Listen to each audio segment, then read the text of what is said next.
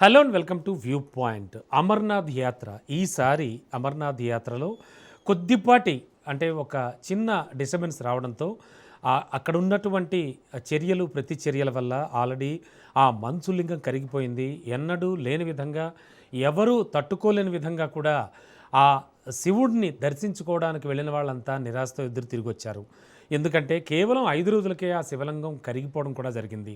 భూతాపం వల్ల, అక్కడ పెరిగిపోతున్న పర్యావరణ కాలుష్యం వల్ల ఇలా జరిగిందని కూడా చెప్పారు. అయితే కొద్ది రోజుల క్రితం మళ్ళీ అమర్నాథ్ యాత్రను ఓపెన్ చేశారు. ఈసారి రికార్డు సృష్టించిందని చెప్పాలి. దక్షిణ కశ్మీర్లో ఉన్న అమర్నాథ్లో పూజలు చేసిన మొత్తం భక్తుల సంఖ్య నిన్నటికి అంటే ఆదివారం నాటికి 4 లక్షల మార్కు దాటడంతో ఏడాది యాత్ర కీలక మైలురాయిని చేరుకుందని చెప్పాలి.